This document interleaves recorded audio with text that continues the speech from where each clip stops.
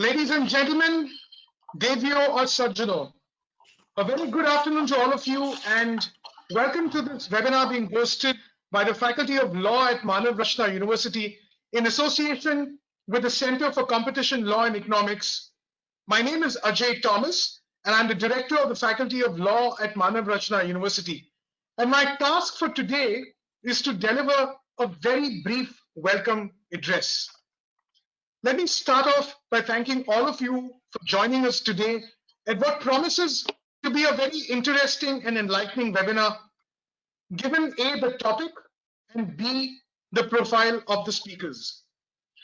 Most of you would know about Manav Rachna University, but to those few who do not, let me give you a fleeting overview of the Faculty of Law at Manav Rachna University. We are a very young law school located in the Ravli Hills in Surajkund, right on the Delhi-Faridabad border. We are into our 4th year of operations, and we offer 5-year integrated LLB honors programs, and also a postgraduate program that is our LLM and PhD. And our specialization is, or rather our flagship course at the master's level, is in LLM and commercial arbitration, which is perhaps the only one of its kind in India. And God willing, someday, one day, we might even offer an LLM with a specialization in competition law. So we look forward to that day.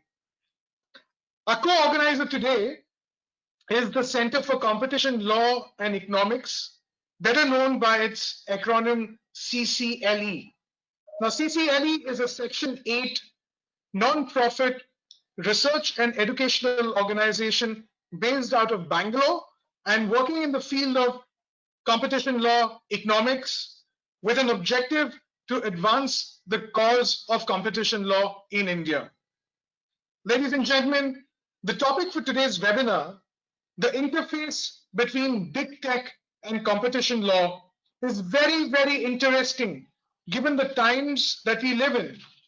COVID-19 has resulted in the increased use and dependency on technology and the products and services provided by these technological companies.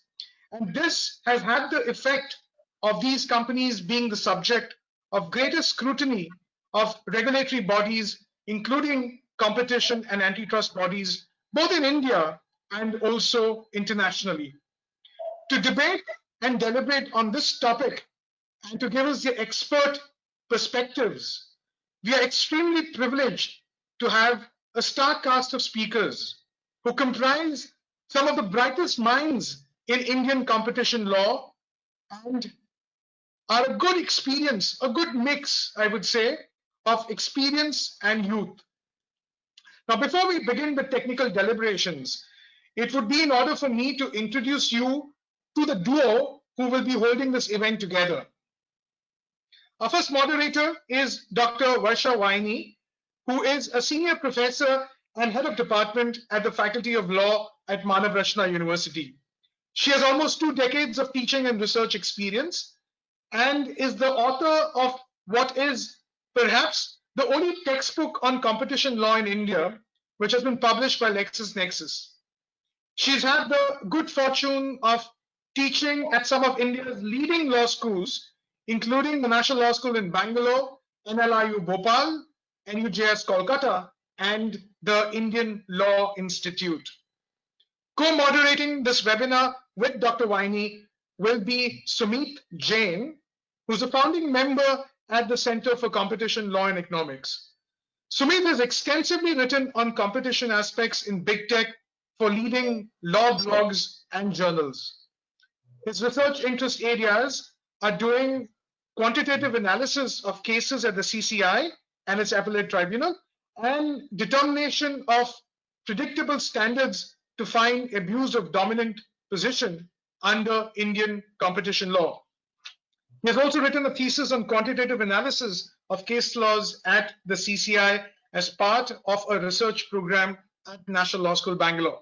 Ladies and gentlemen, on that very brief introductory note, I now hand over a session to our co-moderators. Dr. Vaini and Sumit, it's all over to you now. Thank you very much, Mr. Thomas. And it's my pleasure, it's my honor to welcome all the panelists for this particular session on big tech companies and competition law. Competition law has been very close to me. I have worked on competition law, and my PhD research was on competition law at a time when competition law was not in force. I completed my PhD in around 2008, when competition law was yet to come in force fully. However, allow me to begin the session and take the session forward. We are here today meeting for a webinar on big tech companies and competition law. I cannot help but start the webinar by reference to the most often quoted phrase nowadays is COVID times. Can't actually avoid COVID times, or COVID induced lockdown has enhanced our digital usage manifold in the form of utilization of social media platforms to express ourselves and connect with people, online platforms for teaching, learning, research, and communication, online transactions for shopping and contactless payouts, digital platforms for entertainment and leisure, and many more ways. As we move forward to future, near or far, these online platforms are going to stay and change our attitude, behavior, and our interactions inter se in an unprecedented way. As our dependence on digital platforms and technology increases, the organizations, companies operating in this field profit and thereby outperform the market in COVID times. This is mainly led by big tech companies, which have huge resources at their disposal and are equipped to trailblaze the digital revolution. However, there is a flip side to it. The whole phenomena has attracted the attention of other gray areas such as protection of users' data, consumers, competitors, political liberalism, religious fundamentalism, intolerance, financial insecurities, etc., financial frauds including. While other areas may concern us, we have especially gathered here to understand the competition concerns. In recent past, big tech companies have been drawing antitrust regulatory spotlight in various jurisdictions. For instance, in European Commission has launched 2 investigations into Apple in relation to the terms and conditions of its App Store and its rule on how Apple Pay should be used. It has also undertaken the investigation into Amazon Marketplace.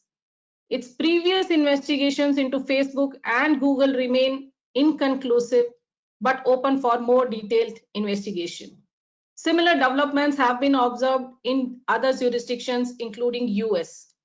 Federal and state antitrust agencies have opened investigations into major US tech companies last year, while a congressional hearing was also held against Amazon, Apple, Facebook, and Google, about which one of our panelists would be talking about.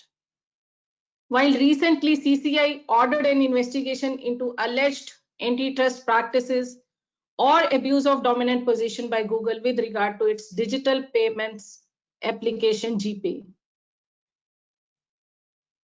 The purpose of competition law is to promote competition, and corporations are the ones to have that last. The chase of competition law is all pervasive as it applies to every transaction of every enterprise in every industry of every sector. But the purpose of competition law is limited to ensuring state of competition in the market, and companies do everything to have none. There are 3 major areas through which competition law operates. 1, anti-competitive agreements, where companies benefit by collaboration and cooperation rather than competition. 2, through abuse of dominant position. And 3, through mergers and acquisition or combinations by removing or buying the competitors. The big tech companies are adopting all three methods in different variations, but mainly the second and third method. One look at the growth history of all the big major technology companies, and it is clear how they came to be so. They all have achieved dominant position through mergers and acquisitions. For example, Apple buys a company, it is generally said Apple buys a company every 2 to 3 weeks on average, and Google has acquired more than 250 companies, big or small. Similar is the history of Facebook, which has acquired close to 100 companies in last 13 to 14 years. But why all this must raise competition concerns? Becoming big and acquiring dominance is not a problem. Abusing the same is.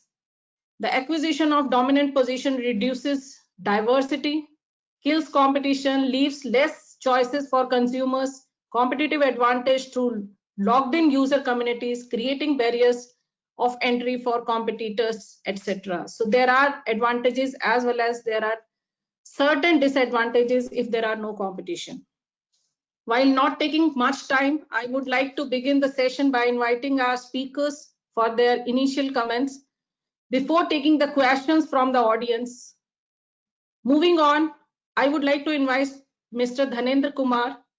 Before I invite him formally, allow me to introduce him. Mr. Dhanendra Kumar joined the Indian Administrative Services in the year 1968. He is a civil servant who joined the Indian Administrative Services. Mr. Kumar is former executive director at World Bank and the first chairman of Competition Commission of India. Mr. Kumar is currently assisting Indian Institute of Corporate Affairs, that is IICA, at Manesar, which is under the Ministry of Corporate Affairs, Government of India, as principal advisor and chief mentor of the School of Competition Law, the upcoming National Center of Excellence. Mr. Kumar has also served as Secretary to the Government of India, Ministry of Defence, Ministry of Road Transport, Highways and Ministry of Culture. He is the founder chairman of Competition Advisory Services India, a registered LLP. Mr. Kumar has been conferred with many awards and accolades. He received National Citizens Award by Mother Teresa for outstanding contribution in development of industrial parks in Haryana. He was also awarded honorary doctorate in recognition of outstanding contribution in public affairs. Mr. Kumar has also been the chairperson of the committee constituted to draft first competition policy in India. I'm honored and delighted to invite a person who has been instrumental in the growth of competition law in India. Please welcome Mr. Dhanendra Kumar, sir. Sir, over to you, sir. Thank you, Dr. Varsha Vanini, for these very generous words, and thank you, Professor Ajay Thomas, for inviting me and also laying the background for this conference. My fellow panelists, distinguished friends, young students, it is a pleasure and an honor for me to be addressing this unique conference today. I'm very happy to be a part of this event organized by Manav Rachna University. In fact, I was very keen to get associated with them in some form because I had heard about it a lot.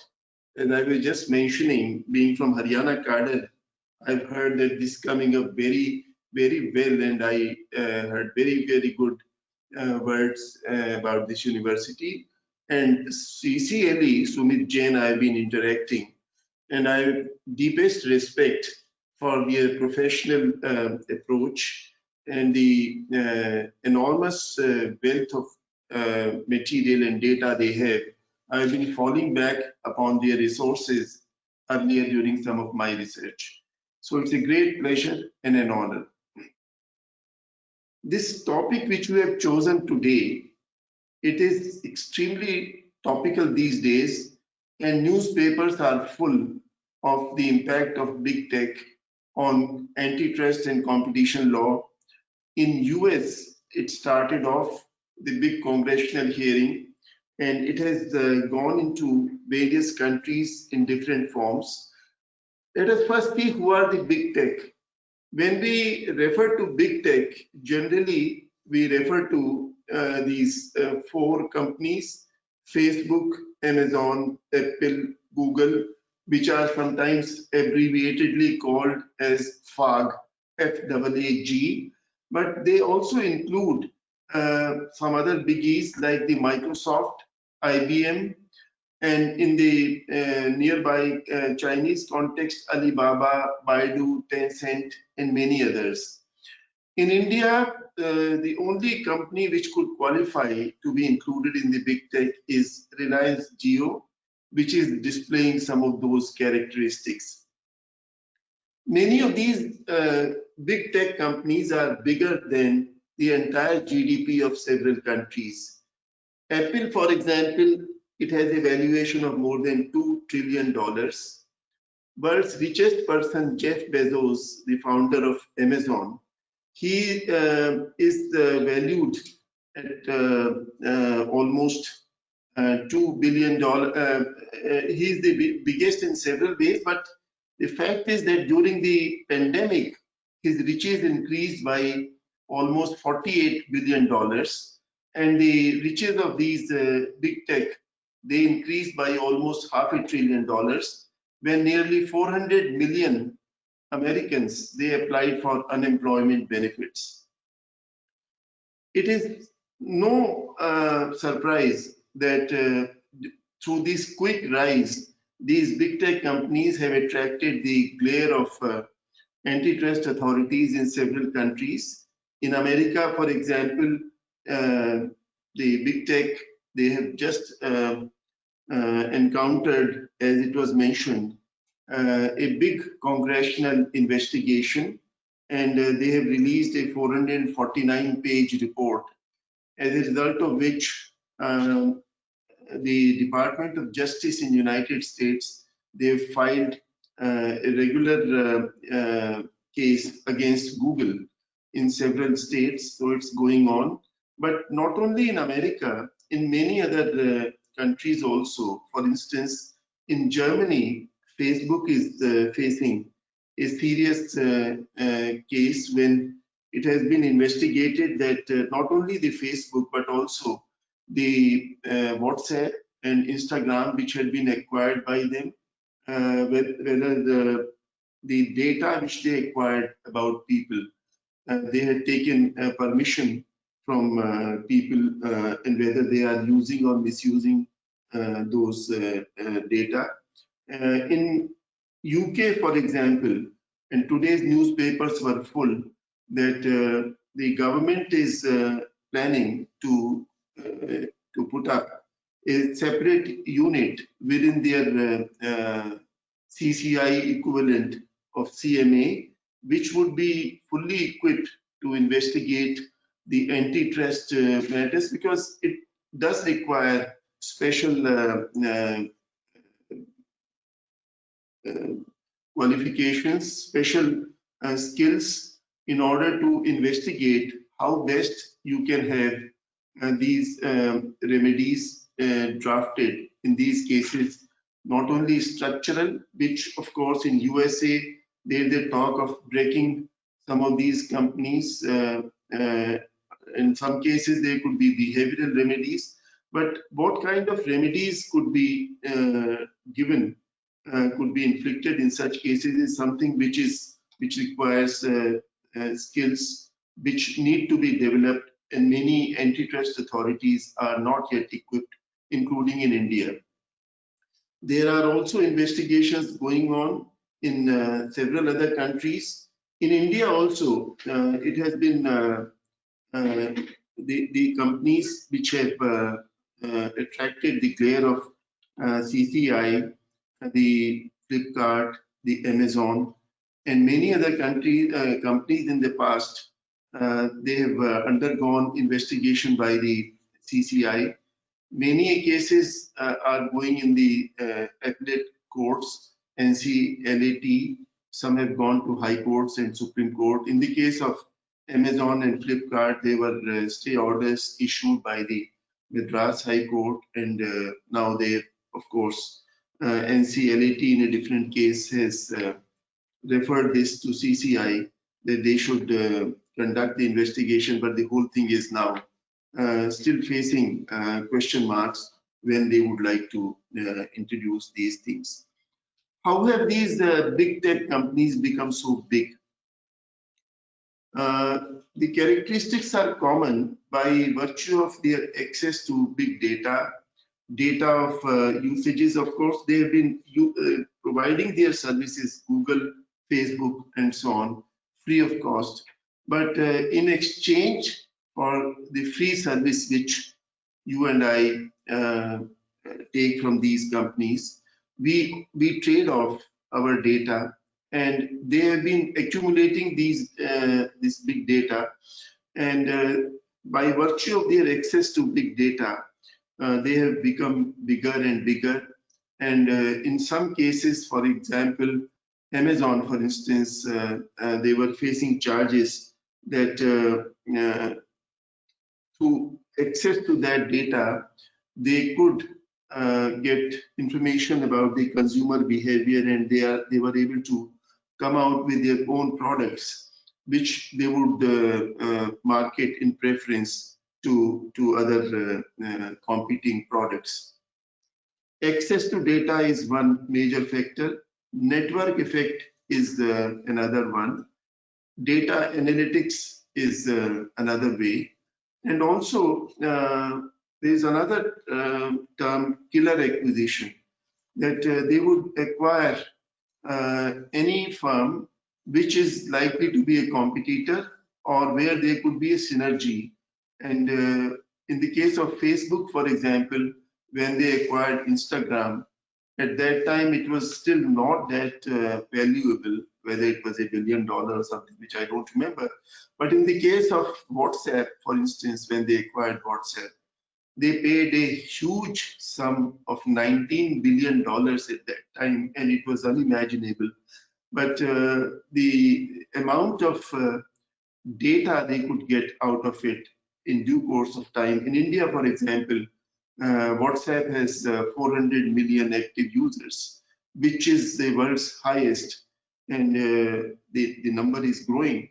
And there are several synergistic services which have been started. In the case of India, they've just got permission to start payment gateways also, which is giving them enormous leverage in several situations. So these big companies are becoming bigger and bigger and bigger. The question is whether this is a good thing to grow big, or whether it is something which needs to be scared of, or the competition authorities need to look at it. In the case of India, bigness is not a crime. To become big, to become dominant is not a crime, but the abuse of dominance is. I would like to focus now more on the Indian competition law. In the case of Indian competition law, as the preamble would indicate, the focus is on economic development. We have to see what is in the interest of India's economic development, what should be done, whether these big companies, big tech companies, are really helping, they are aiding, they are assisting the development of Indian economy. At the present stage, if you look at the state of India's digital economy, well, yes, they are assisting because they have infrastructure, informational infrastructure, they have policy pathways, and they are providing a number of services which at the moment they are the only ones who are providing. And they are not only providing services for commerce, for social networking like Facebook, but also they are providing the governmental services, I mean, social services, or the sovereign kind of related services, which could be the governance related services, the health, education, and many other services. And in India's case, as the number of users of internet, smartphones, and so on, they are expanding very fast, and the population of the youth below 35 years, and the millennials, in fact, the zillennials, the very, very young people who were born after 2016. So millennials and zillennials, they are so used to these products and services. In fact, although I've known most of these, but I first came to know about this Instagram and its uses from my granddaughter.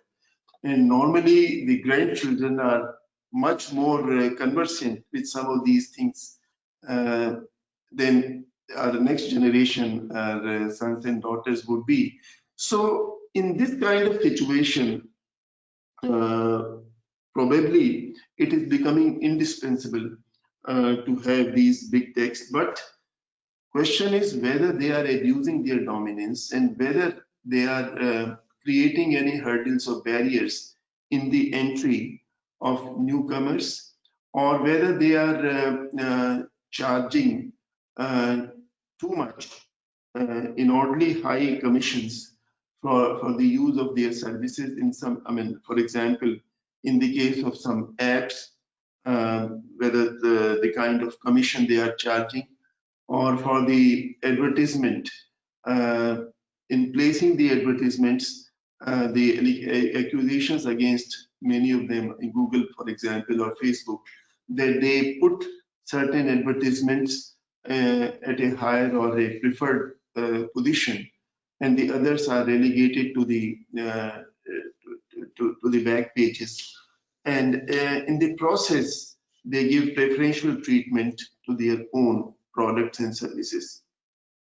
And in view of the fact that they wield enormous power, and right now it is the first port of entry or first click normally. As I said, Google has become a verb now, that you Google and you can see anything. So people are so used to using these FAANGs and the big tech that they are able to use or abuse their dominance. And many of these instances have come up before CCI. And CCI, for example, has in one case against Google imposed a fine of 136 crores. And even now there are a number of cases pending before CCI.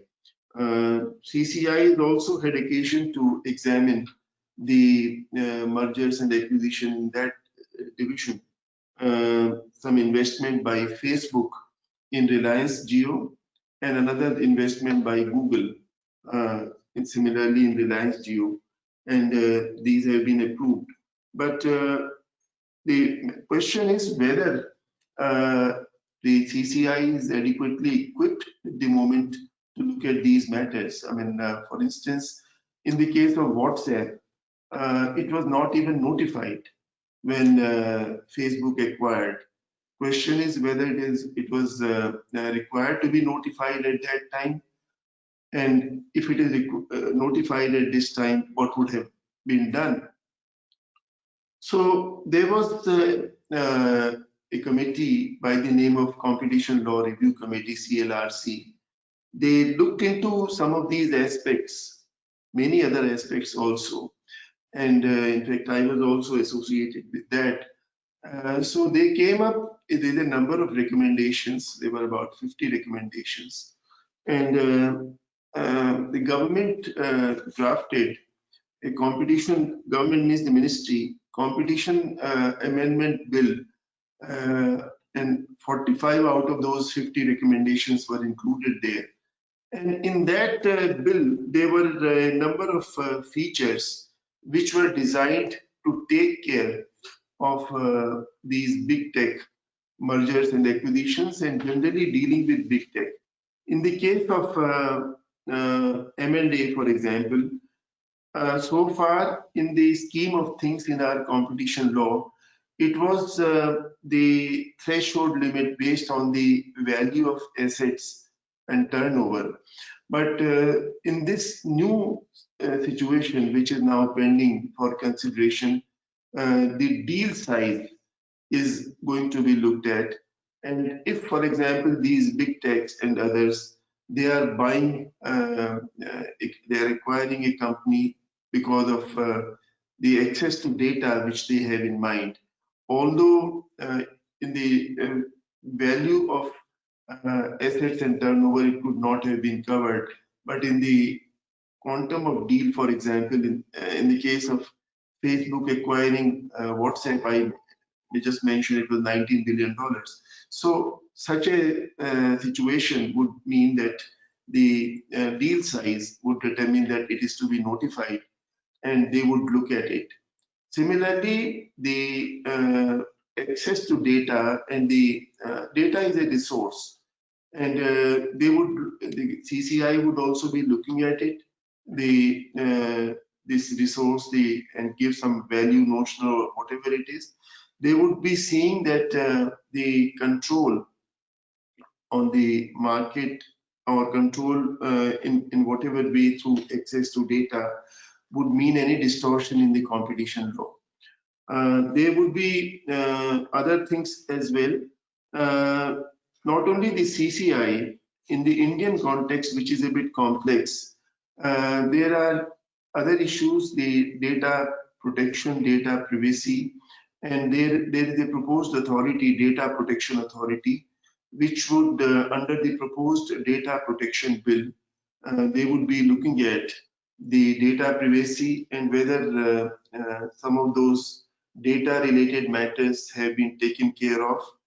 There are also other regulators who would be concerned in such situations. For example, TRAI, they would be concerned with the OTT, over the top, and also the Ministry of Information and Broadcasting. The Ministry of Electronics and Information Technology, with their amendments in the Information Technology Act, would be concerned on the structure of the digital platforms. There is another body by the name of National Payment Corporation of India, NPCI, which would be concerned with the UPI, United Payment Interface, and many of these big tech companies, like when they introduce something like Google Pay and Phone Pay by the Walmart-owned Flipkart, and in the case of WhatsApp, when they wish to introduce this payment gateway, or GeoPay.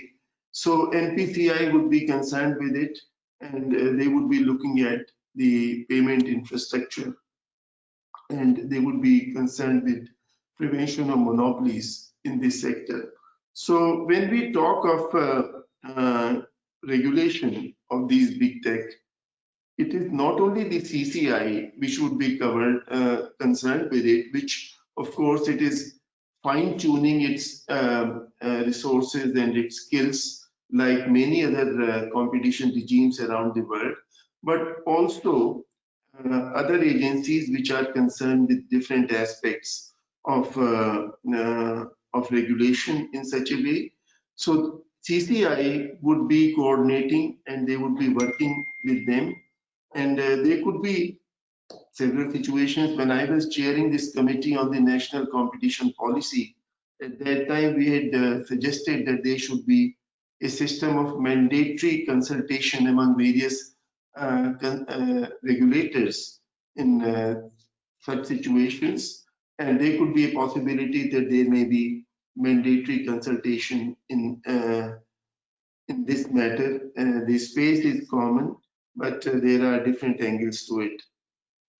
Altogether, I would say that in Indian context, the big tech are playing an important role in the digital economy. And in the case of this COVID-19, it is very difficult to imagine how the work from home and in the e-commerce could have taken place without the technological platforms. Although I'm not saying that only through the big tech, but still it was important that whether it is the Flipkart or the Walmart owned Flipkart or the Amazon and many other e-commerce companies, they not only provided the services, the doorsteps, but also they develop linkages with the mom and pop stores and the brick and mortar outlets, and they brought them on digital platform. Although there are a number of areas where it would possibly need improvement, but at least the infrastructure development. And if we look at what happened in China, for example, the growth of Alibaba and JD.com and so on.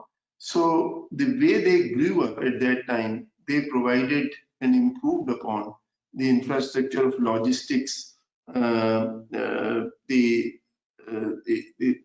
supply chains, the accomplishment, the deliveries and so on, and brought it on the most modern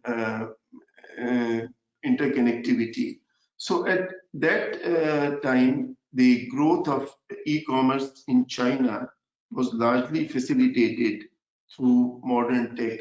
So I would presume that whatever may be the positives and negatives about the big tech operating in India, at the present moment, their role cannot be just wished away.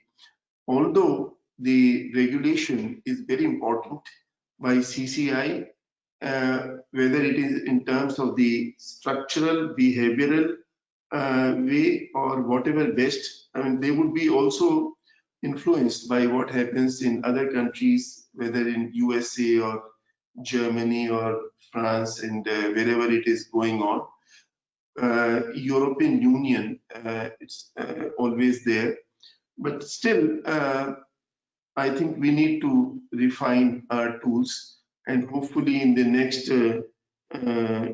year or so, when things become clearer, we would be in a better position to refine our tools to regulate some of these big techs. Until then, we hope that some of our own startups can come up to the situation when they can challenge these big techs. Right now, we have only one, Reliance Jio, but hopefully we have many unicorns and decacorns coming up. And in the case of China, for example, Alibaba grew to such a big stature that for their IPO, the response was $3 trillion, which is equivalent to India's entire GDP. And of course, it was stalled by the Chinese authorities. And they are looking at some of these antitrust issues also. They've come up with a number of regulations, invited comments from the people. So let us hope that in the next year or two, our economy throws up several startups which acquire such a stature that they can challenge these big techs, and we can also consider at that time situations or steps which China had taken when they threw out some of them. But right now, I think they are doing a very useful job. They are providing the global connectivity. They are helping in the trade and in the economy, but they need regulation. And they need regulation in a way that our own startups, our own players, our own brick and mortar stores, they are not in any way retarded or they encounter difficulties because of their existence. And the Data Protection Authority also they look at aspects that some of the data does not get transferred or passed on across the borders, which could be a threat to our security or maintenance of law and order. But they have to work for India's good, and our regulators have to make sure that they are made to do so. Thank you very much once again. I would be very happy at the end of your discussion if there are any questions to address them. Thanks a lot. Thank you very much, sir. You have very rightly said that these companies are, for the time being, are contributing to the digital growth in India. There are certain gray areas, certain issues, certain challenges, but those can be taken care of in due course. Moving on, may I request next panelist to share his views. Before I invite him formally, we have next on our panel Mr. Yaman Verma. He is a practicing professional and alumnus of National Law School of India University. Mr. Verma has been in the profession for last 10 years and is currently a partner at Shardul Amarchand and has been practicing competition law ever since. Mr. Verma is also working on cases in technology sector for the same length of time. He has represented a very high profile case involving Bharat Matrimony against tech giant Google successfully. This is not the lone case involving technology company. He has been involved in other cases too. Apart from law practice, Mr. Verma has keen academic interest too, and is has offered short-term courses in his alma mater, that is NLSIU Bangalore, and number of other institutions. Welcome, Mr. Verma. I have the pleasure to invite Mr. Verma for his initial comments on the topic of the day.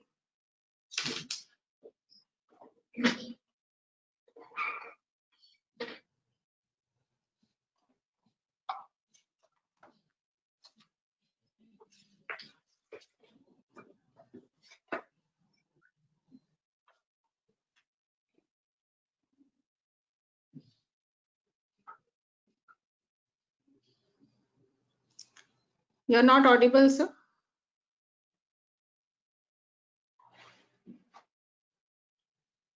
Yaman, I think you are on mute.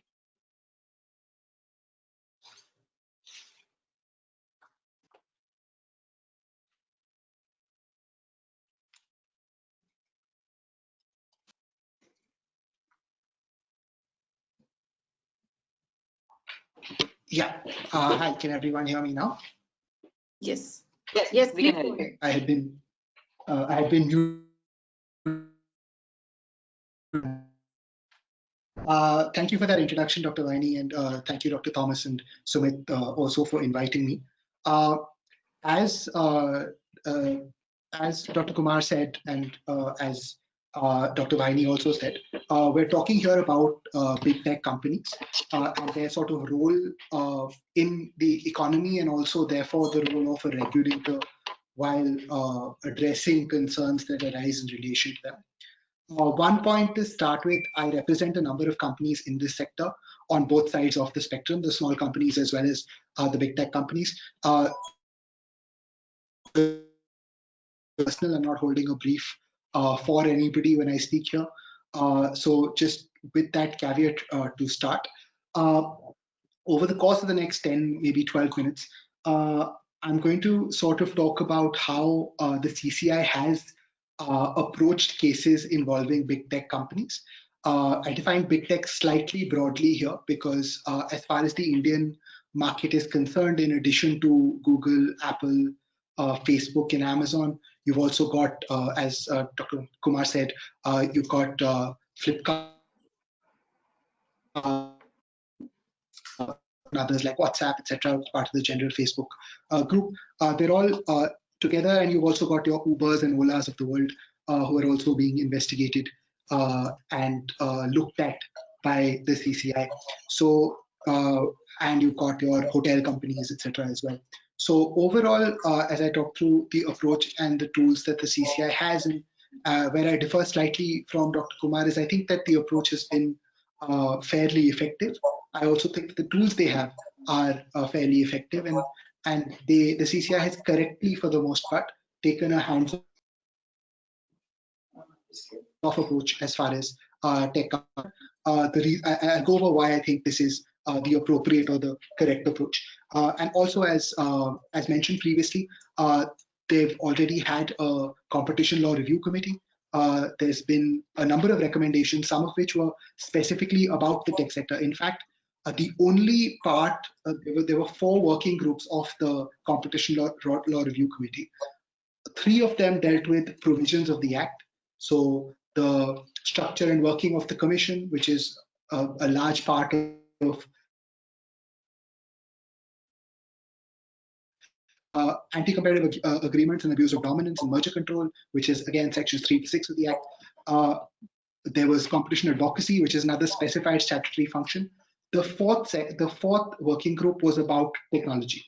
No other sector, petrochemicals, pharmaceuticals, natural resources, nothing else got the kind of attention that technology got from the CCI. And that's sort of a function of where we are as an economy, maybe, and our dependence on technology and technology companies, which is both a good and a bad thing. I don't think it's necessarily all bad as we sometimes think. Coming to the approach of the CCI now, there are a number of cases where the CCI has looked at these markets and they've looked at markets very narrowly. They've looked at them in merger control cases like the recent acquisitions involving stakes in Jio. They've looked at them when Walmart acquired Flipkart, as was mentioned previously. They've looked at them in a number of behavioral cases. So while WhatsApp's acquisition by Facebook was not notified to the commission, the CCI has a number of tools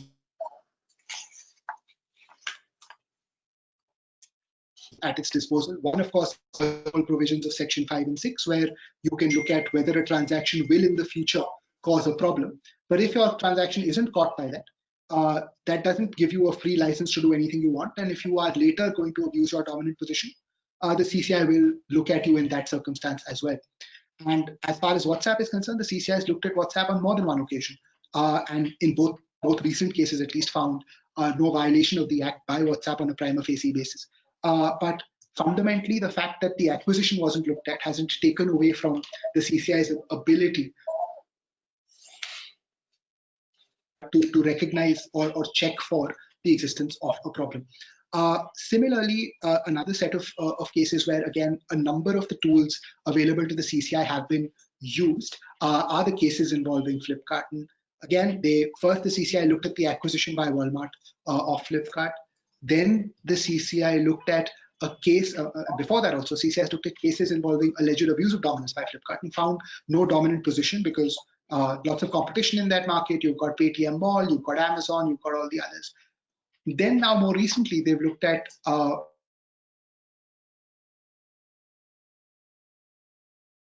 anti-competitive agreements.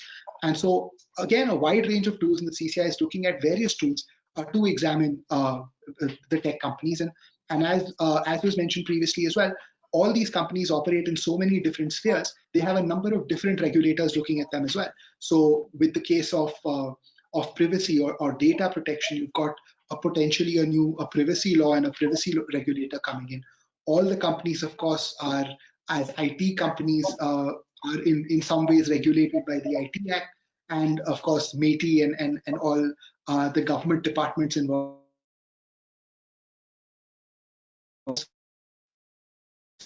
They have the regulation that comes in from the Enforcement Directorate, and there's all of those sort of contexts to their operations in India. So the CCI is one of several bodies looking at these companies, and they've recognized that for the most part.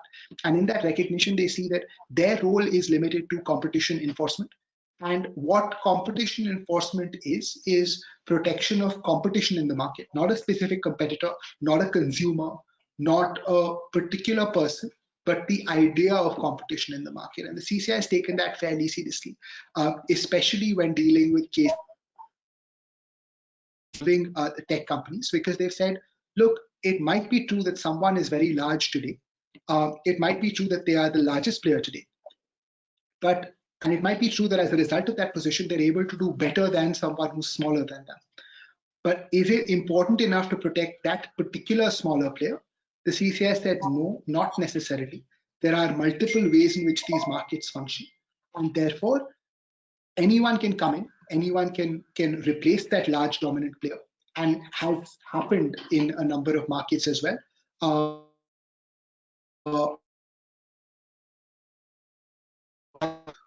nobody had heard of Amazon in India. Amazon today has 2 times as many sellers on it as Flipkart does. So it's twice as big in that sense. Nobody had, in the same amount of time, I mean, 10 years ago, no one had heard of Android. Android didn't exist. The only phones you had were Nokia and BlackBerry. Today, Nokia doesn't exist really. I mean, it's a very, very small company. BlackBerry doesn't really exist either. And 99% of phones are Google Android phones. So much so that the commission is investigating Google for Android. 10 years ago, they had decided that BlackBerry is dominant and was abusing their dominant position to win a completely futile exercise.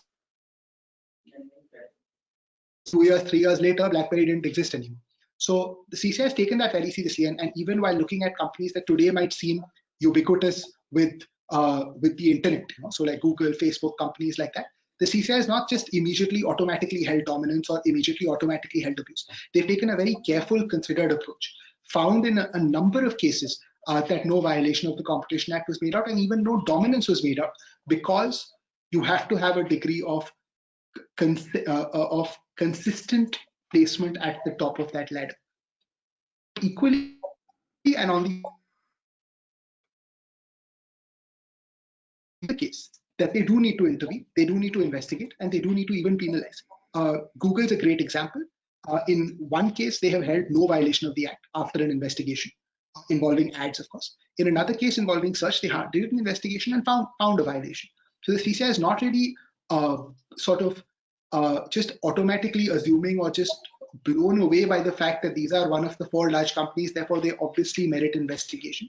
They've done a reasonably effective job of identifying where the problems lie and where therefore an investigation is required. Which also leads to, why is it that the tech sector or big tech companies especially are different from other investigations or other cases before the commission? They aren't really different in any essential manner. Unfortunately, of course, because of the nature of these markets, there is a degree of difficulty in the technical understanding of how these markets function. Also because of network effects and because of the manner in which some of these companies operate, either you don't know what,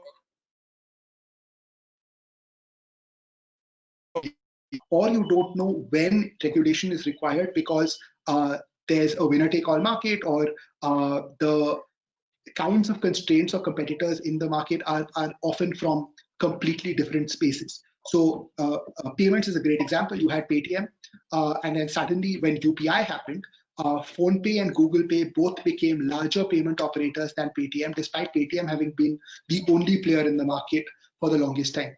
And now with WhatsApp Pay, right now, of course, it's not even a player.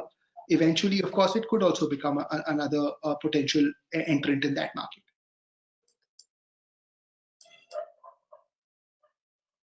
That competition is going to come from, which also means that the CCI's approach of wait and watch, let's figure out whether there's actually a problem before intervening, might make sense.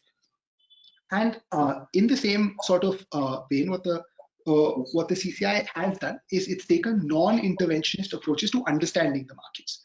So one example, of course, is the market study in relation to e-commerce, where the CCI took 3 core sectors, which is food delivery, hotels, as well as e-commerce, so that's your retail online, and decided that instead of investigating people, they will actually go out and study the market, ask for feedback on both sides of the market, ask for feedback from customers, ask for feedback from suppliers, as well as the marketplaces themselves, and then try and understand those markets better. The CCI has also set up internal groups that essentially deliberate these markets and try and understand them better, so that whenever there is a case before them, they're not applying to them their understandings of traditional markets. They're applying to them the special understandings that may be relevant for these types of companies, these types of technologies. And that's sort of what needs to be done. And fortunately for us as a country, applying that very sort of aggressively. Right? They've also, as I see it, in the cases that have taken place ever since the e-commerce study, decided to be slightly more interventionist than they were before. Maybe that's just a function of a broader understanding of how these markets work. Maybe it's a function of the fact that they found something in the study that suggested all was not well with these markets. But over the course of the last year, the market study report came out in January. Over the course of the last year, it does look like a greater degree of intervention is going forward, both between the CCI and the Appellate Tribunal also in an directing an investigation, and the CCI had in fact found that nothing wrong was happening. And lastly, as we sort of go through and we can't have a conversation this year without discussing COVID. But if you look at how the CCI has been reacting to COVID and sort of adopting technology over the course of COVID times, and not just the CCI, of course, all of us, we've all seen how much technology has changed our lives and sort of made our lives possible and made our work possible.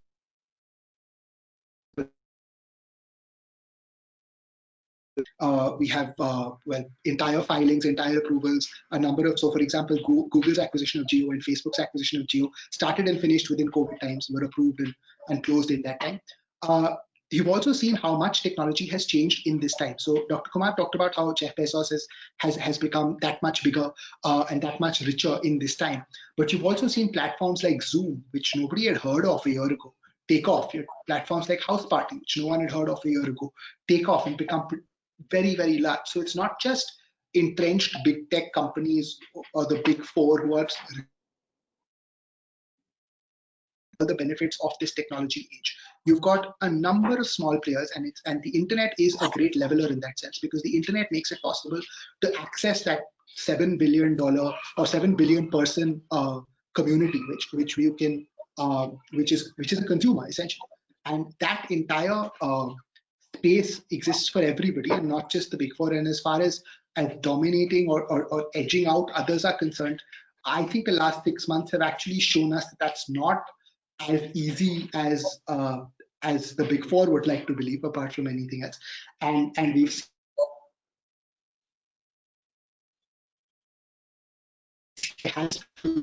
saying, let's wait a minute, let's see what the actual problems are before we automatically assume that just because someone's big, an investigation is merited. That approach is probably the right one, and in my view, the CCI should continue to take it. That's it from me, and of course, happy to take questions at the end. All right, thank you, Mr. Thomas, Professor Vahini, Mr. Kumar, and Mr. Verma for your elaborate comments. I think without taking any further time, I think we must introduce our third panelist for the day, which is Ms. Diksha Manchanda, famously known as the in-house big tech expert in her own firm. Ms. Manchanda is an alumni from Oxford University. She is currently counsel with Chandiok and Mahajan, a law firm based out of Delhi.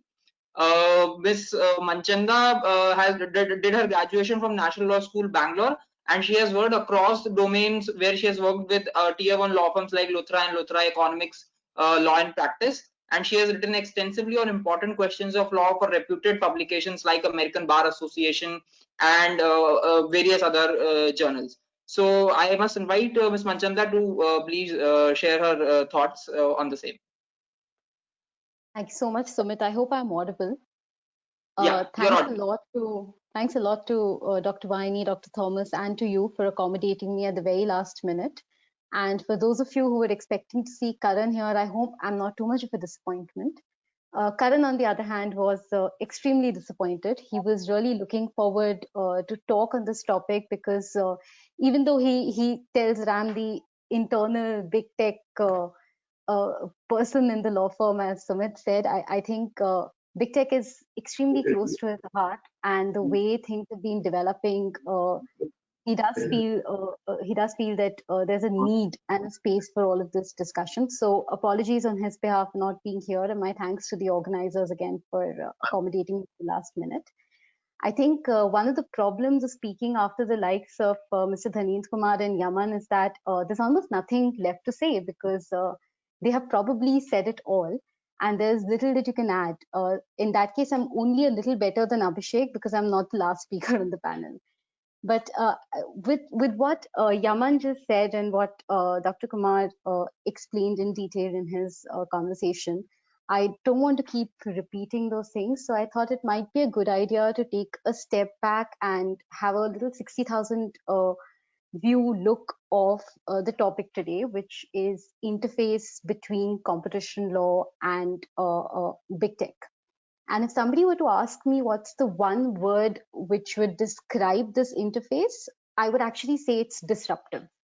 And it's not disruptive because big tech is disruptive. It's disruptive because it is shaking a very fundamental foundations on which competition law has been built. As students of competition law around 10, 12 years ago, I think there were these two phrases which were sort of drilled into our minds by our professors in both my graduate and postgraduate days of college, which were, number one, big is not bad. So whenever we discussed abuse of dominance, I think it always started with big is not bad. Being big is not bad in competition law. And I think that's something that Dr. Vahini alluded to, that's something that Mr. Dharendra Kumar also discussed at great length. And the other thing that they kept telling us again and again was that competition law is about protecting competition and not competitors. And that, to be honest, can sound a little strange and difficult to comprehend, because at the end of the day, competition is to a large extent about competitors, right? So you are at the end of the day trying to protect competitors. But then I remember in one of our discussions in college, somebody came up with this example of comparing competition law to games. You can pick a game of your choice, football, cricket, anything. The rules of that game are not designed to ensure that each player performs at the same level. The rules of that game are just designed to give a level playing field to each of them. So it's not about equal performance, but it's about equality of opportunity, and to ensure that those players can then perform as per their own capability. And competition law is pretty much like the rules of any sport and the rules of any game. It's there to ensure that all the players in the market can perform to the best of their abilities. But it is in no way to give a special hand to a particular player. Which brings me to what I'd said before about the interface between big tech and competition law. What I've seen in the past couple of years, and I think Yaman is very right when he says that we haven't seen this so much in India till now, but what we generally see across the globe is that these two basic foundations are being shaken. Suddenly, the new mantra of the day is that big is bad. And championed by Lina and Tim Wu, it's suddenly a big statement that big is in fact bad. And along with that, we see competition law as a tool to start protecting a lot of other things that it was probably never meant to protect. For instance, democratic institutions, for instance, privacy. And that raises a question, goes to the very fundamental of why competition law existed and to what extent do we want to expand competition law to go into domains of political economy. And this is, in fact, a little, it's probably the best of the times and, the worst of the times at the same time, depending on which side of the debate you fall into. But across the globe, we see that there has been interventions of two kinds, which is based on this idea of big is suddenly bad and we need to be really cautious of the big tech. And that is on one part, legislative interference, and on the other part, regulatory actions and regulatory interference. First, coming on to legislative interference, what we see is increasingly new legislative tools are being developed to rein in the big tech. And in fact, just today we read about a new digital unit being set up within the UK's Competition and Market Authority that even Professor Kumar spoke about, which is essentially to capture conduct of entities with strategic market power. That's how they define the recipients of their action, somebody with strategic market power.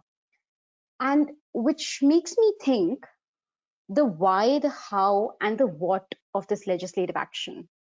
So coming on to the why, when we look around, what we see in the market in which these big tech players are a part of, which has various components in it, it's not just, as Yaman said, it's not just Apple and Google and Facebook in India, it's a lot many companies ranging from your Ubers and your Amazons and Flipkarts, all of them within the matrix of competition law belonging to different relevant markets. But across these relevant markets, what we see is that consumers have a lot of choice. Consumers simultaneously use more than one product, which is at the multi-home. For instance, I on my phone right now have at least 2 web browsers. There is Chrome and there is, in fact, 3 actually. I have DuckDuckGo and I have Chrome and I have Mozilla. And it's because each one of us may have different requirements and different features of a product that suit us much better. And we actually jump from one product to the other. What we also see is that for all the talk around entry barriers, there are consistently new players coming into the market, players that you would have never heard of. For instance, Yaman spoke about House Party and Zoom that were unheard of 1.5 years ago. And today they occupy the scene so much that they're challenging the so-called incumbents. And I wonder, why do we need interference in a market which is flourishing to such an extent? We also, of course, hear people talk about network effects. And I completely agree, these markets are characterized by network effects, but are network effects something new? They aren't. Network effects have actually existed in many other markets as well, and they have existed for a very long time. And competition laws across the world have dealt with markets which are characterized by such network effects without having the need to resort to new kind of legislative instruments. I mean, the Sherman Act in Section 2 has been in place since what, 1890s? It's almost 200 years. How different is big tech that a law which was working and functioning extremely well for 200 years now suddenly needs to be changed completely and needs to be, the manner of operation of the law needs to be shifted from ex post to ex ante solutions. The other thing that we also see is that competition law is now being used to deal with issues that perhaps are not quintessentially related to competition law. So for instance, in Germany, we saw action being taken against Facebook on issues of privacy. And again, if you step back and you think about it, you have other regulators to deal with these issues. You have regulators to deal with issues of data sharing, deal with issues of data privacy. And there is a regulator even in India, which is pretty much on the way of coming in a couple of years. So how much do we need legislative changes or legislative action, and why do we need it in such a scenario is, I think, a question that needs to be asked. The other thing is the how of it. How are we doing these changes? And what I notice is competition law has been known for a certain element of legal and economic certainty associated with the actions. So if there was something being done against a dominant player, you use legal and economic tests to decide if this person is in fact dominant in the market. After that, you would again use legal and economic tests to see if their conduct was actually having a bad effect on market. And despite, I think, a lot of debate around whether India has an effects test or not, I'm of the view that Section 4 has an inbuilt effect element. So when you say that Section 4.2c is for denial of market access, it actually requires you to show that market access has been denied to a player.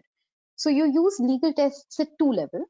At the threshold level to see whether action should be taken against a player or not at the very beginning, and then again to confirm whether some illegality has happened. You move away from that, and what we see now is more of a per se approach being adopted, where words which are not well defined are used to target certain entities. For instance, word like gatekeepers, word like entities with strategic market power, word like significant entities, indispensable entities, and we don't know what this means. And that is a scary place to be in, because the law is going to stay in place for a fairly long while. And if that is so, how will these things be applied across markets and maybe 10 years down the line when the entire scenario has shifted and changed is anybody's best guess.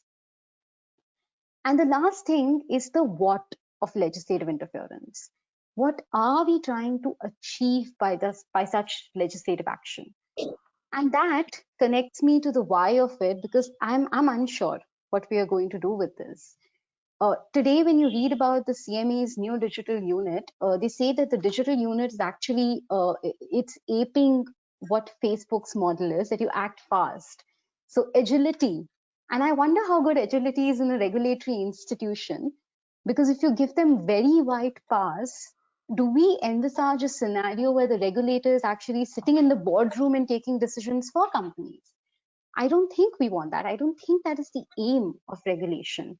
So what is the purpose that the regulator is attempting to achieve is extremely important. If the market is functioning well, if the consumers are getting products at almost, in most cases, free pricing, if there are other laws which can deal with other areas of problems that may be posed, then what is the competition regulator going to achieve and how far it should go in trying to achieve that? The second kind of interference that I spoke about was the regulatory interference, which is increasing number of cases being brought against these big companies. And I think Yaman has discussed the approach that the CCI has adopted, which has been an extremely hands-off approach to say that we're not going to interfere in most cases. We not interfere in your product designs at all. You're free to design them the way you'd like to. But unfortunately, regulatory interference across the globe is not seeing a similar hands-off approach. We see a lot of actions being initiated against these companies, and that I think has two specific ramifications. The first one is an increased regulatory scrutiny and its impact on business. I think a couple of months back, I was reading an interview by Bill Gates, which made newspaper headlines in quite a few places, where he said that they could not launch a mobile phone OS, primarily because Microsoft was caught up with antitrust battles in the 90s when Android took off and Apple took off. Which makes me wonder what regulatory scrutiny achieved in the Microsoft case. And if, as of today, by targeting certain companies specifically, by having manifold investigations on every aspect of their business, will we end up unfairly restricting the progress and innovation that those companies may promise for us in the future? And this is not to say that competition regulators should not act. This is in fact to say that there has to be a very balanced approach that should be adopted by them, which is not impacted by general paranoia, or which is not impacted by considerations which are extraneous to competition in the market, and which are based on those well-established principles that for very long time these competition regulators have actually cherished, which is ensuring that consumers are getting good products, innovative products at low prices. A complete fundamental shift and investigations as a result of that untested fundamental shift may actually be of no help to either the market or to the regulators. I think my time is almost up, and with that, I'm almost done with everything that I had to say. The only thing at the end that I would like to add is that yes, till now the CCI has adopted a very, very balanced approach.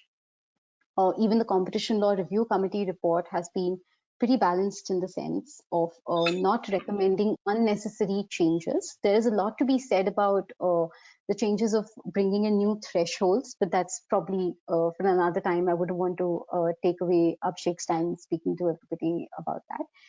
But we are in a world where there's an increasing action against big tech, and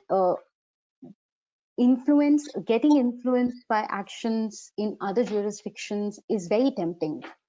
But I think it's important at all times to look back at what the purpose of the law is. What is it that you're trying to achieve by the action, and to accordingly prioritize the regulatory actions. Thank you all so much. Happy to take questions at the end. Thank Thank you so much, Deeksha, for sharing your elaborate comments. We could see Karan's word coming out true in your remarks. So I think now, without taking more time, I will introduce our fourth panelist for the day, which is Mr. Abhishek Singh Baghel. Mr. Baghel is a counsel with DSK Legal. He has been a joint partner with another law firm in the past, which is Lakshmi Sridharan, which is a law firm based out of Chennai. He has been a counsel for the Competition Commission of India itself for approximately 4 years now. During his career over spanning around 10 years, he has got the chance to represent entities across sectors, be it the e-commerce, be it the manufacturing sector, automobile sector, or the real estate. So we invite Mr. Baghel to the session, and without taking any further time, we will request him to please share his comments. Thank you so much for the kind introduction. I would also like to thank Manav Rachna University and CCLE for organizing this and giving me an opportunity to be a part of such a distinguished panel. As Deeksha said, that life becomes very easy when Mr. Kumar, Yaman and Deeksha have batted before me and almost covered everything. So I'll quickly cover the reasons as to why big tech or digital markets are in focus again. As Mr. Kumar rightly pointed out, that recently the CEOs of Google, Amazon, Apple, and Facebook were deposing before the Congressional Subcommittee on Antitrust. This was done in order to assess the role and dominance of big tech in US and to assess whether the existing legal framework is competent enough to control or regulate the ever-changing digital markets and economy. So while there were other issues such as collaboration with China regarding US national security, influencing of local elections, stifling of conservative voices in USA were discussed, but there were very key competition or antitrust issues which were raised and which were pointed out, which basically would lead to a lot of new jurisprudence in competition law, especially in relation to the digital markets. So issues such as controlling third-party data, which includes consumer and competitor data both, bullying and destroying of small businesses, which includes your mom and pop stores, as they call it. Then something like content theft and use of third-party data for developing competent products and apps, which basically destroys the core idea with which a small business comes up. And very interestingly, they also discussed antitrust acquisitions in form of digital land grabs, as they called it. They touched upon the Play Store policies, self-serving ads, predatory pricing, and leveraging of their dominant or monopolistic position, basically to enter into or protect the other markets, as also highlighted in our Competition Act. So basically, the concern or the focus turned to them because there was a precipitous growth of these companies that has turned them into private monopolies governing the digital space. And every time one virtually needs to come on the internet, it usually is like paying a tax or a fee to them to even enter or work on that kind of space. Now, like everyone has pointed out that yes, being big or dominant itself isn't bad, but abuse of the dominance is bad. But I would also like to highlight that CCI and other competition regulators throughout the world, they work towards not allowing anyone to turn into a private monopoly or have such concentration of market powers, either by the way of acquisitions or in the way they operate or the policies that they form, that later it becomes too big and virtually destroys the entire market in which it is operating. So reasons of such evaluation was also because there was a lot of surveillance which was that was there when it came to competitors and the kind of products the competitors were, or the smaller competitors rather, were trying to develop. There was also a concern regarding killing any kind of innovation that was happening or creativity. These big techs were accused of self-preferencing their products and imposing vertical restraints, creating bottlenecks in key delivery and distribution channels.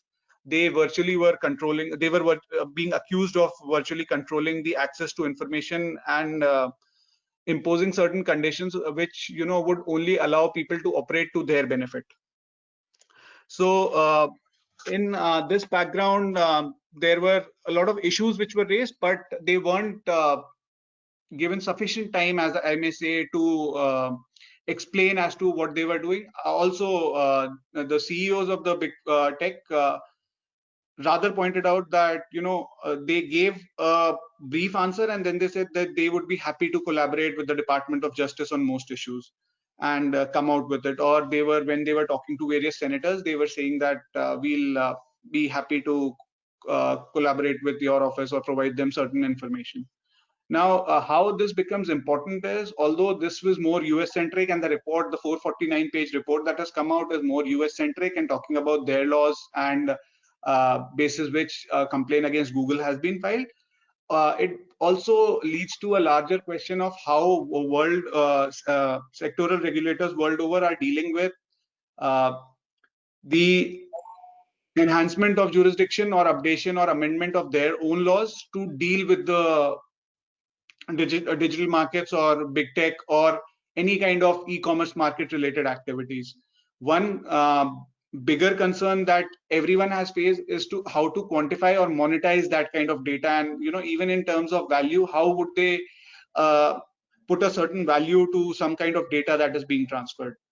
Also, traditionally, I mean, we have seen in practice, and every time, though things sometimes go a little bit slow or they, you know, catch up with the trend. But thankfully, the good part is that CCI has always been very accepting of international laws, international jurisprudence, even steps which have been taken abroad, if they can be applicable in some way or the other in India. CCI has always been, since its inception, very receptive of those, which is rare for a regulator, because regulators tend to have, if I may use the word, certain kind of ego that they would not like to like any kind of interference in their own mechanism.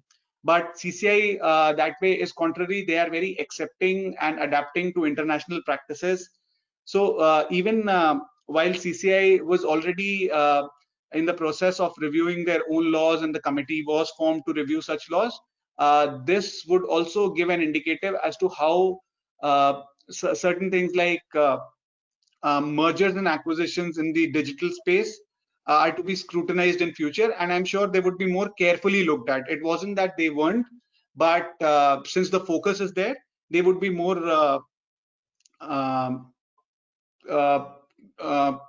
carefully studied every time when an approval is being granted.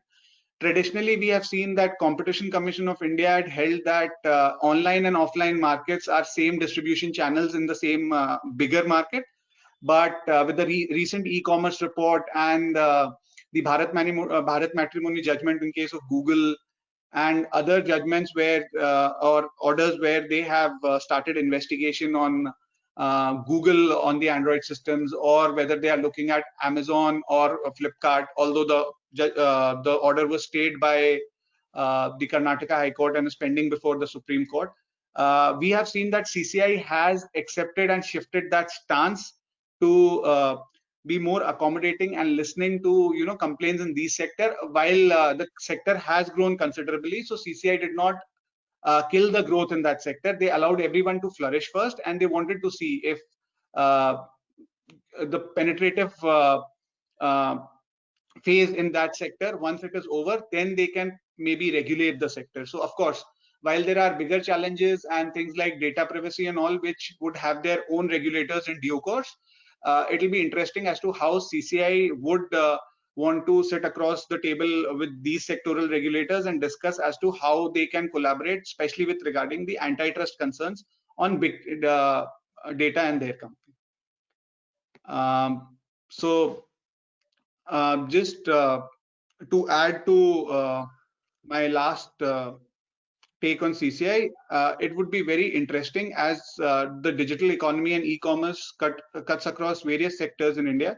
The report which has come out and our amended law, whenever it comes out on the basis of the committee's recommendations, would see as to what kind of a lasting impact this would have on how antitrust jurisprudence in the country evolves. I'll be happy to take questions. Thank you so much, Abhishek, for sharing your elaborate comments. I think it was a rare opportunity to hear such a diverse set of views on such a niche subject. So there are few questions which our participants have asked. If you so I'll just share the questions. So one question Suryansh has asked is related to the agriculture market. So his question is in relation to in relation to the recent legislation being passed by the government. So his question is is very centered to that. What had stopped in the past from allowing retail giants to enter the agriculture market, if at all there were any reasons. So if any of the panelists would like to take that up. See, I mean, honestly, agriculture is a very touchy topic in a country like India, which is 70% agricultural dependent, not just in terms of our GDP, but in terms of the employment of the workforce and the policies around which a certain, because it's a very high percentage of people who are voting for us or electing or very decisive in electing a government. So it becomes a very touchy topic, and certain things like allowing a certain kind of players in a certain segment, especially with in relation to something like an agriculture, is a very tricky subject. And government would not want to. It's something like reservation. You know that a part of it is right, a part of it is wrong, but you would not want to play into the hands of people which would make governments fall. Or I mean, there's a lot of politics around it apart from the laws which might protect them or which might be made to protect them. So it is not a straightaway answer as to what was stopping them. Yes, there is a policy based on which it is being done. And we also as a country are evolving, because we are just a 70-year-old country if you look at it in a certain manner. So we don't have uniform practices. I mean, practices in North India are significantly different from East or South, and things change. Even the markets that way function. So like CCI always recognizes that the relevant geographic market is one of the very important factors while determining the relevant market itself. So that geography becomes a very important or a critical factor every time. Similarly with agriculture, there are a lot of factors which are made to be considered, and our land holdings are so small that you can't just allow retail players or anyone to enter by just bringing in a legislation. I think Mr. Kumar has something to add. Yeah. I just wanted to add a couple of comments to it. I think there is a lot of misgiving and misunderstanding on the agriculture aspect and entry of e-commerce players in the agriculture sector. The idea is not to replace the mandis or RTRs or do anything which is to eliminate any of the existing facilities which are available or the minimum support price or whatever it is. It is in addition that farmers are being given a facility to sell their produce anywhere they wish to. It's an additional choice they are getting. Also, since the size of holdings are very small, as was just mentioned by Abhishek, the idea is also to attract some investment, which possibly some of the companies, some of the players, they could invest in improving our productivity, in improving our production by clubbing some of these small holdings and invest some money also in terms of processing and storage and grading and so on and so forth. So it is in effect, in my view, a step towards modernization of our centuries old agricultural practices, and our poor farmers with their limited holding of a hectare or whatever it is, where they have hardly any surplus to invest, and they would know even where to get the best use, they could possibly improve their incomes. So right now, of course, as Abhishek mentioned, We have a lot of agitation going at the border and so on. This is not the time to talk about it. But in due course of time, if it is implemented properly, I think the fate of our farmers, particularly small farmers, will improve, and it should attract big companies in this sector, in agri processing, in agriculture, to invest monies and technologies to improve our production and productivity. Thank you, Mr. Baghel and Mr. Kumar, for taking that up. I think, yeah, yes, Diksha, you want to add something? Yeah. I just wanted to say I unfortunately have a hard stop at 6. So thank you all again so much for having me here. Thank you so much, Dhaneet sir. It's a pleasure to address in the same panel as you. Thanks a lot. Bye-bye. Yeah. So we have one more question, if we can take up if the time allows. Vijay has asked a bit of a nuanced question, which is in relation to the predatory pricing. Now, basically, he is saying that when it comes to establishing a violation in any of the regulatory bodies, how to put it forward that some pricing has become predatory, more so in the context of big tech, where they're relying on data, where there is no, as such, quote unquote, cost price for the entity, because the data is practically coming for free. So yeah, if any, yeah. So see, if I can also pitch in first on this. Basically, nothing is for free. I mean, if this notion that we are being given a certain kind of leeway or a certain kind of facility or a certain kind of service for free, then we are the product itself. So what they do is basically, or what a big tech does is that when they are giving a certain product for free, the users are the product itself. So this is what they are targeting for better ads or better ad revenues or any kind of revenue that they might generate in future. The problem is that how do we quantify that data? And every regulator, including the ones in Europe, who have a certain better data regime, are also grappling with the fact that how do we quantify or monetize or understand the monetization of this kind of data. So data is never for free. It is just that the kind of impact it has and what are the target areas that it is looking. Right, so yes, I think Yaman has something to add. Yeah. Yeah, so from a predatory pricing perspective, I think what Abhishek said is really accurate, because given that whenever you are accessing a service ostensibly for free, you are paying in some other manner by viewing ads, by giving them your data, whatever else might be. Given that, it is incorrect to say that just because the price to you is 0, it is a predatory price. Right. So just because Google search is available for free doesn't mean there's predatory pricing. There are an extremely profitable company making a lot of money off you when you are searching a product. So I think the way we look at predatory pricing in markets like this has to look at cost and price across both sides of the market, and look at revenues also on both sides of the market.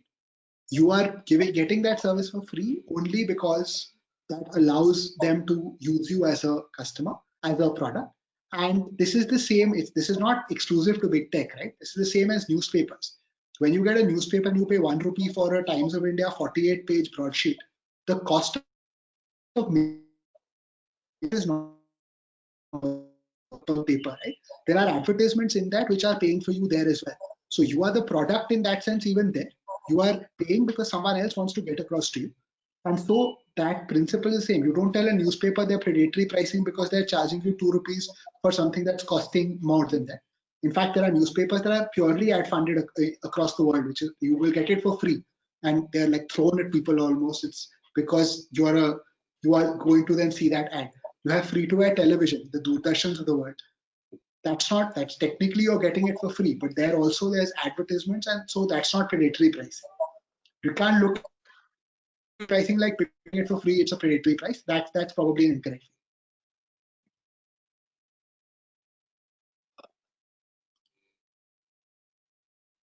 All right. I think thank you, Mr. Verma, for taking that up. So I think in best interest of time, I think it's time to wrap the discussion off. I would like to thank again Mr. Kumar, Mr. Verma, Mr. Bagel, and Ms. Manchanda for taking their extremely important time to come with us and share their nuanced thoughts on this niche area of law. I think absolutely this discussion is ongoing, and this should rather be the start, to have some predictable regime, more so in the Indian context, where the law is only around 10 years old, where the provisions are only enforced in 2009. So I think with this note, I think it's time to conclude the session. I would also like to thank all the participants who took their time and formed a part of this discussion. Few questions have been left unanswered, but I think we can rather take it up on some other platform wherever possible. So that's it. I think, Mr. Thomas, would you have anything to add, or should we just finish it up? All I need to add is say thank you once again to one and all. We can't forget the moderators. It's not an easy job to be moderating an online webinar. So nobody has thanked you. So let me take that opportunity to thank you both, Dr. Varsha Vahini and Sumit Jain, for so beautifully moderating this webinar. I'm sure that this initiative, joint initiative between CCLE and the Faculty of Law at Manav Rachna will not be a one-off initiative. I look forward to more cooperative initiatives between our two institutions in the near future. So on that note, I thank all of you, the lovely audience, the distinguished speakers, and the learned and efficient moderators for putting on such a fantastic show. I hope all of you have a very pleasant evening and a fantastic weekend ahead. Thank you very much. Bye for now. Thank you, Ajay.